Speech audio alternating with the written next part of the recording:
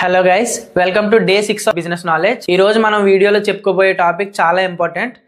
అదే vision statement.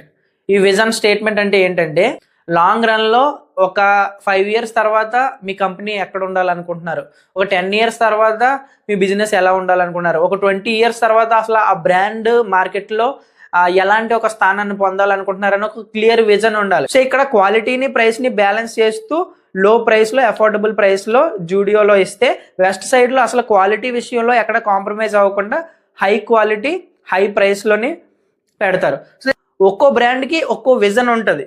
So అలా మీరు మార్కెట్లో ఏది అబ్జర్వ్ చేసినా ఒక్కొక్క కంపెనీకి ఒక్కొక్క బ్రాండ్కి ఒక్కొక్క విజన్ ఉంటుంది. నెక్స్ట్ 5 ఇయర్స్ నెక్స్ట్ 10 ఇయర్స్లో మా కంపెనీ ఎక్కడ ఉండాలని. మిల్లెట్స్కి సంబంధించిన చాలా బ్రాండ్స్ వచ్చినాయి. మిల్లెట్స్కి సంబంధించిన బ్రాండ్స్ వచ్చినాయి అంటే వాళ్ళ విజన్ ఏముంటుంది, ఎప్పుడో తాతల ముత్తాతల కాలంలో ఈ రాగులు సజ్జలు జొన్నలు ఇవన్నీ కూడా బాగా తినేవాళ్ళు, అందువల్ల వాళ్ళు చాలా బలంగా ఉండేవాళ్ళు.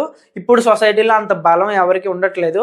సో ఇప్పుడు మళ్ళీ మిల్లెట్స్ని, ఈ చిరుధాన్యాలని మళ్ళీ మనం ఇంట్రొడ్యూస్ చేసి ఇంకా బెటర్గా ఆర్గానిక్ ఫార్మింగ్ చేసి జనాలందరికీ ఆరోగ్యకరమైన మిల్లెట్స్ అందించాలని వాళ్ళు విజన్ పెట్టుకుంటారు. అది 1 నెలలో 2 నెలలు అయిపోదు, 5 ఇయర్స్ 10 ఇయర్స్ పట్టవచ్చు. ఆ విజన్ స్టేట్మెంట్ని స్పెసిఫిక్గా ఉండేలాగా, అందరూ అర్థం చేసుకునేలాగా, అప్రోచ్ అయ్యే రియలిస్టిక్గా రాసుకొని పెట్టుకోండి. Thank you.